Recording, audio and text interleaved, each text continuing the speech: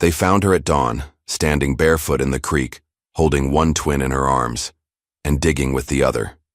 The baby's hands were caked in red clay, and her own dress clung to her like wet parchment, torn, soaked, and marked with a bruise she wouldn't explain. Behind her, the old homestead still smoked from the fire. Someone had written "whore" in ash across the barn wall, and every settler that passed just rode on by, eyes averted, like shame could be contagious, until the Baron arrived, tall as sin and just as dangerous, and when he saw her, he dismounted without a word, took the shovel from her hand, and began to dig beside her. Subscribe now, because tomorrow's story will haunt you even deeper. You'll need it. But before that, let me take you to the day it all began. They say the wind never leaves Hollow Bend. It curls through the splintered clapboard homes and moans through the church bell, even when the preacher isn't there to ring it. Dust hangs in the air like breath held too long. And out here, breath is a precious thing. Folks tend to run out of it when they say the wrong name too loud.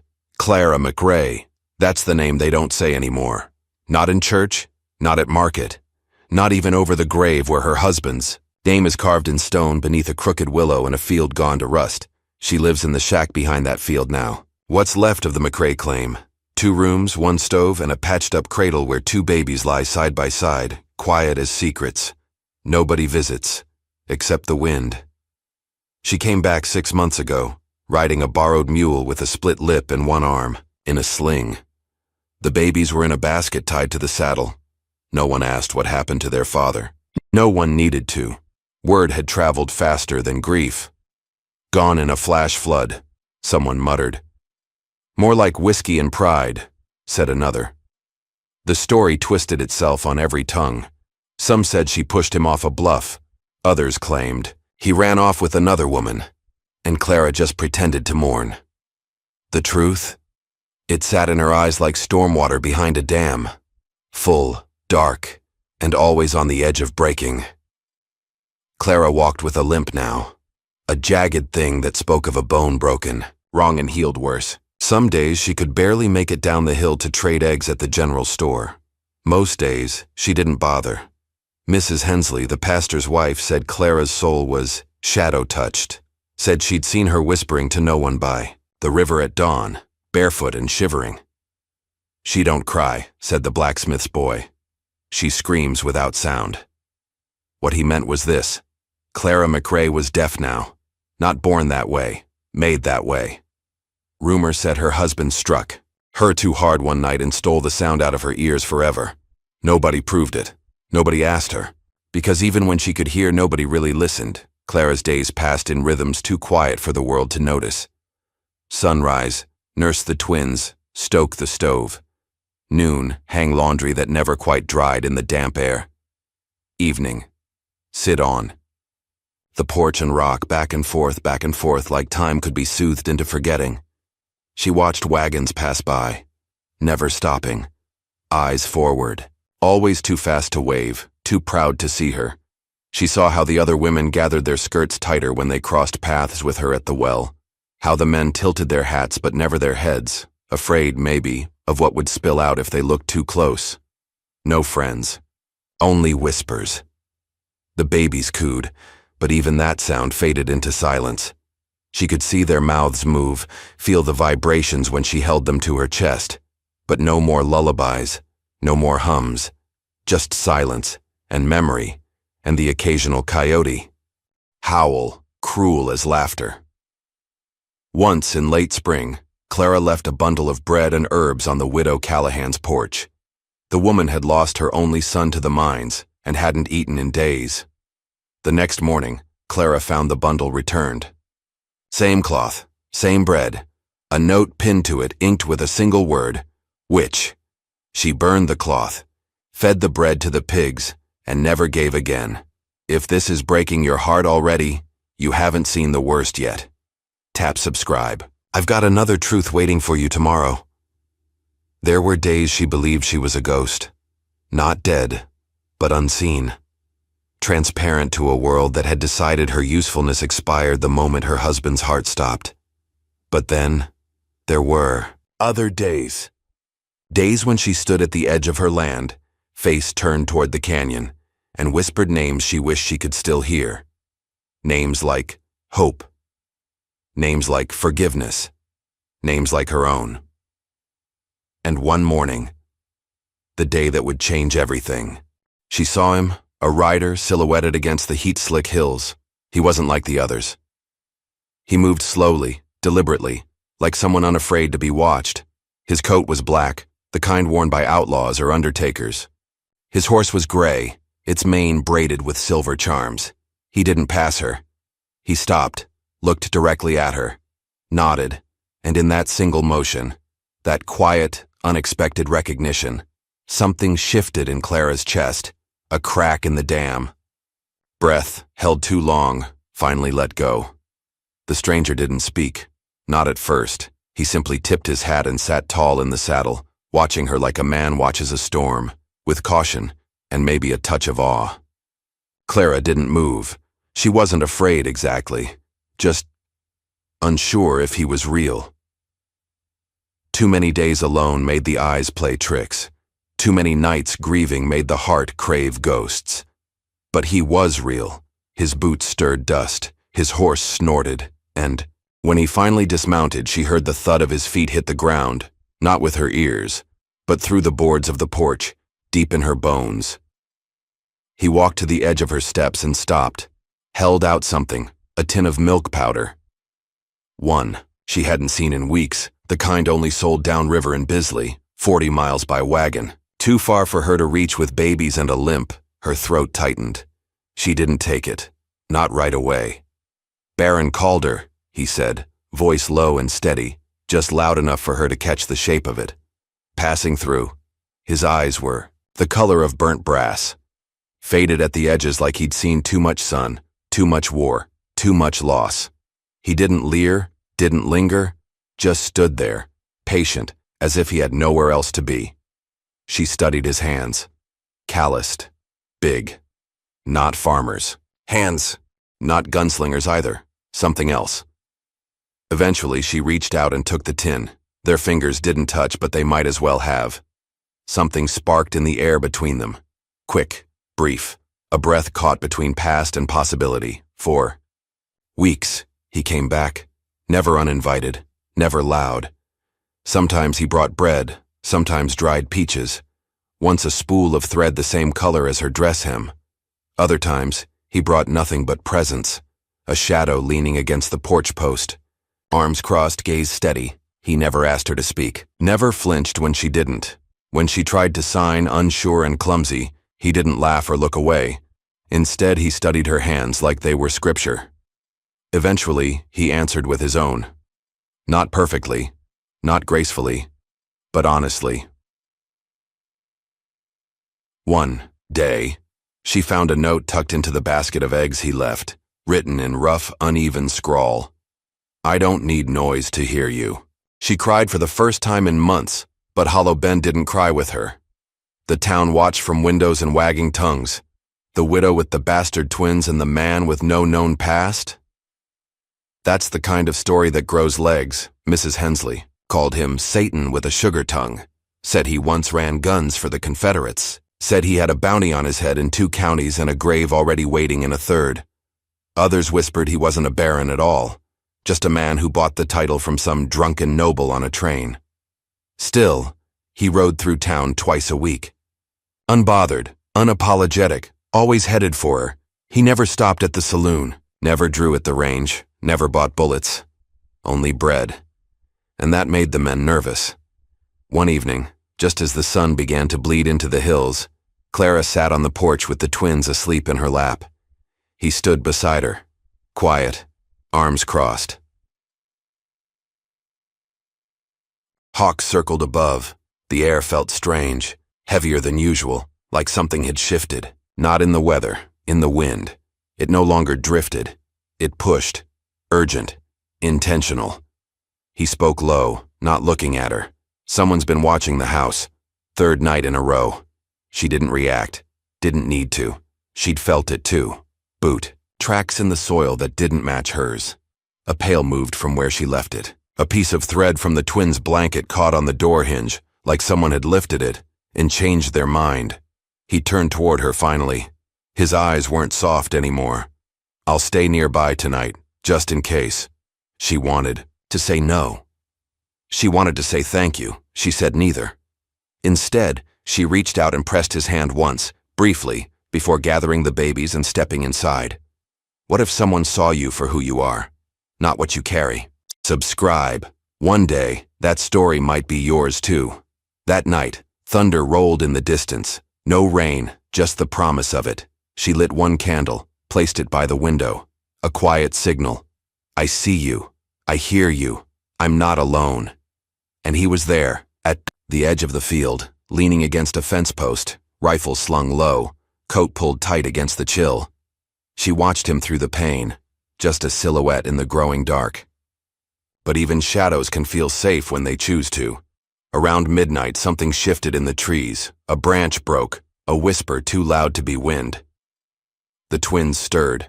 Clara moved fast, faster than her limp allowed, and bolted the door. The candle flickered.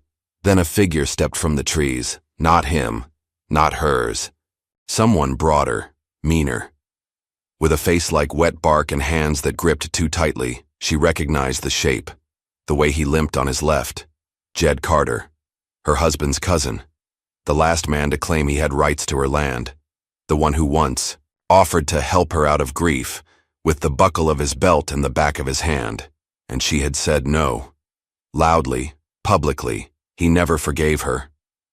The door rattled, a low voice. "Clara, girl, open up. Ain't no need for fear." She didn't move, didn't breathe. Then, a shot. Sharp, clean, echoing off the hills like judgment. Jed cried out and stumbled back into the dark, and moments later, Baron Calder stepped into the candlelight, rifle still warm in his hands. He didn't say a word, didn't need to. He simply looked at her, then at the twins, then at the door, nodded once, turned, and stood guard until morning. It happened on a Sunday. The kind of cold, dry winter day where breath hung like frostbite prayers and the town seemed to hold its breath between hymns and gossip. Clara had come to the churchyard, not for the sermon, but to place wild rosemary on her husband's grave. She didn't cry. She hadn't for a long time. Her grief had hardened into routine. The twins were strapped against her chest and hip, bundled in hand-stitched blankets. They fussed, but quietly, as if they too had learned that Hollow Bend did not welcome noise from their kind. She was halfway back down the hill when she saw it. The flyer, posted to the clapboard wall of the mercantile, nailed with intent. Auction of McRae homestead and possessions, by order of county claim and public petition. Her name, Clara L. McRae, scrawled in ink below. The ink still wet. She blinked, heart stalling. Townsfolk gathered in a loose, hungry circle, eyes watching her, not one offering explanation or mercy. And then she saw him, Jed Carter, hat low, grin higher, dust on his boots, and a flask in his hand. He raised it toward her in mock salute. "You can't live off pity forever, Clara," he drawled. "Town's got rules. You can't keep what you don't earn." She tried to speak, to shout, to sign, to scream. But the wind was loud. The silence inside her louder. She ran, or tried to. The limp slowed her, made her stagger. The babies cried. She barely noticed. Rage burned through her like wildfire without oxygen. She reached the house before she collapsed. Not inside, in the snow, just past the gate. Knees to the ground, arms wrapped around the babies like she could shield them from the storm that hadn't even started yet. She didn't know how long she lay there, only that the light began to dim, and her fingers wouldn't move. That's where he found her. No fanfare. No horses thundering in. Just bootsteps. Slow. Measured. The kind of sound she trusted now more than voices. Baron Calder knelt beside her in the snow. No questions. No gasps. He pulled the babies close to his chest first, tucking them into the folds of his coat.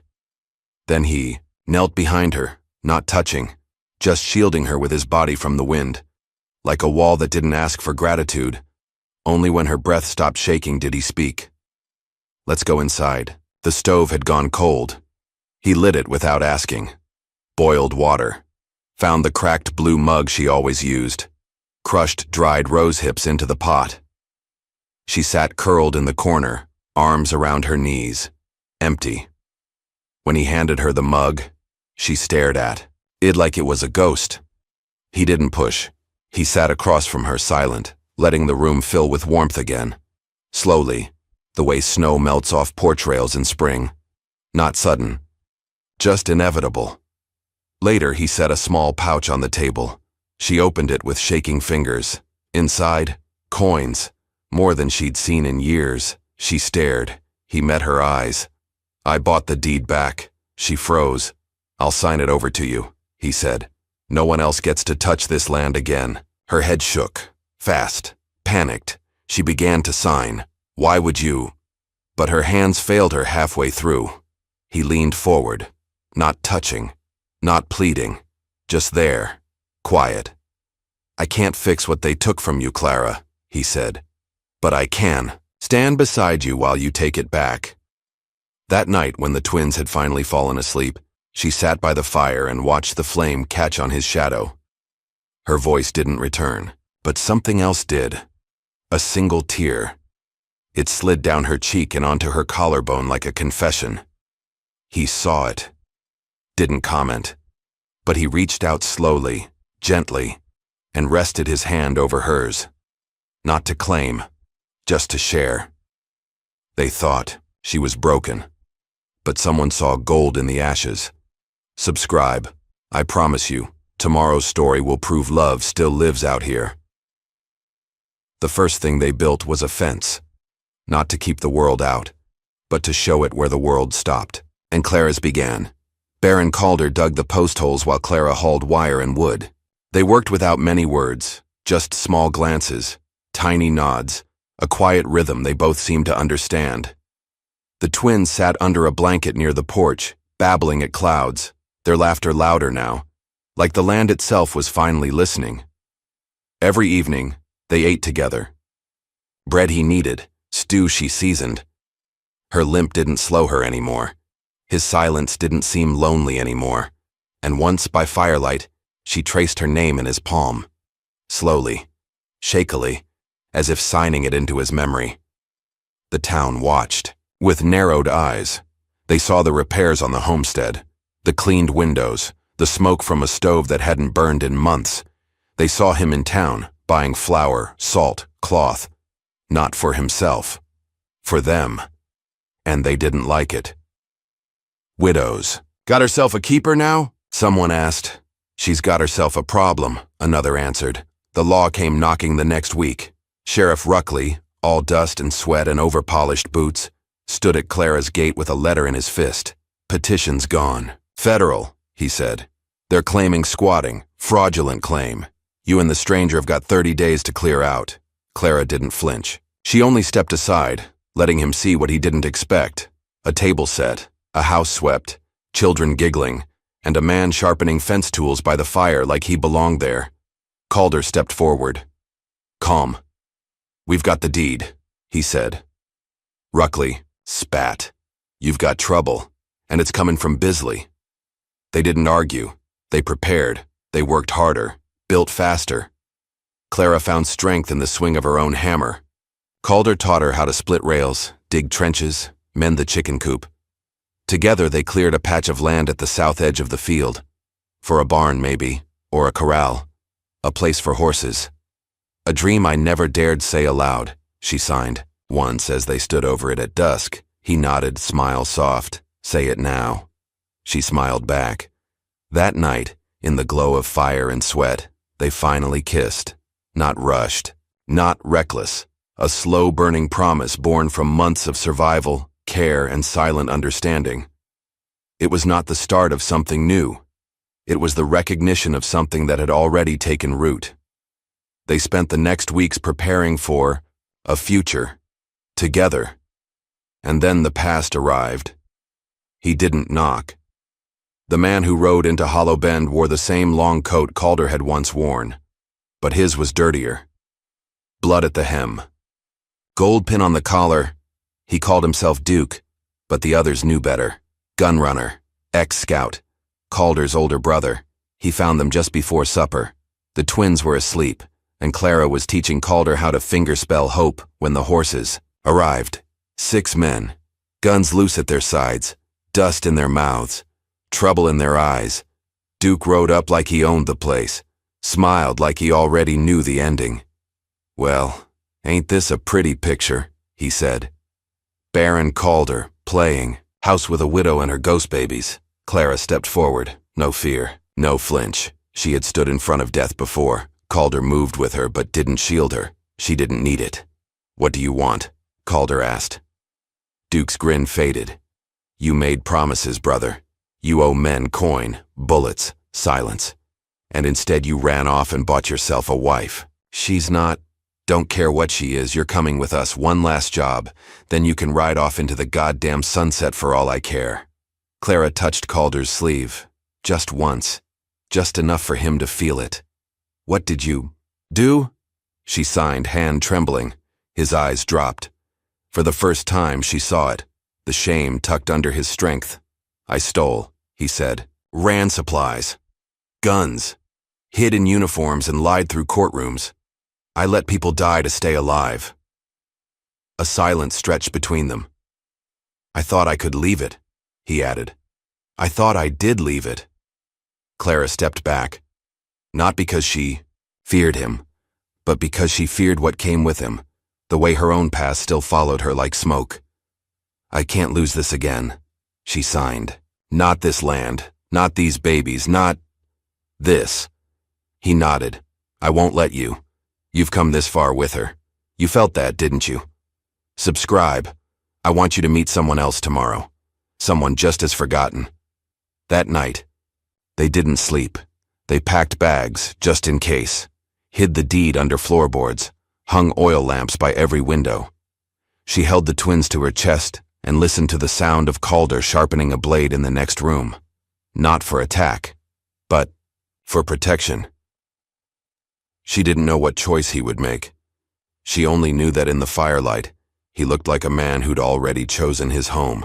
The men rode out by dawn, not in a blaze of gunfire, but with silence and something close to shame in their eyes. All except Duke, who spat once in the dirt near Calder's boots and muttered, "You're dead to us now." Calder didn't reply. Clara didn't flinch. The only sounds were the creak of saddles and the distant caw of a crow overhead. They stood together at the gate until the dust settled and the road grew quiet again. The town didn't speak of it. Not aloud. But whispers shifted from scorn to uncertainty. The sight of her walking through town with her head high, her children at her hip, and a man beside her who never looked away, it unsettled people. They couldn't call it scandal anymore, so they called it change. The church bell rang on the yacht. First warm day of spring, Clara wore a dress she stitched herself. Nothing grand, just pale muslin with a ribbon the color of dusk. Her scar showed. Her limp showed. So did the gold glint in her eyes when she smiled. The twins held flowers they'd picked from the edge of the creek. Calder wore no badge, no past, just a clean shirt, dust on his sleeves, and the look of a man who had built something with his bare hands and would die before letting it be taken. No priest stood before them. Just the land, the field they'd cleared, the fence they'd mended, the barn they hadn't finished but would together. They said their vows under the open sky alone, except for 2 witnesses, an old mare and the wind. At supper that night, Clara lit 2 candles, one for him and one for the husband she had. Buried so long ago beneath the rosemary bush, she said nothing. But when Calder took her hand, she didn't pull away. She pressed her fingers against his and signed, "I'm not alone anymore." Weeks passed, then months. The ranch grew, slowly. Like trust, they took in strays. Horses, chickens, and a boy named Elijah, who'd been left at the station with no name and a burn scar across his palm.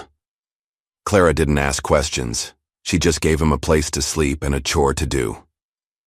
He stayed. The barn was finished the day the first foal was born. Snow dusted the hills. Firelight danced on the windows. They named the foal Grace, because that's what it felt like, watching her take her first trembling steps into the cold world, only to find warmth waiting. And on the porch that night, Clara watched her children sleep in Calder's lap, their faces turned toward the fire, their mouths soft with dreams. She leaned into him, and this time, when he reached for her hand, she held his tighter. She was never a curse. She was someone's miracle all along. Subscribe, and let me introduce you to the next miracle tomorrow.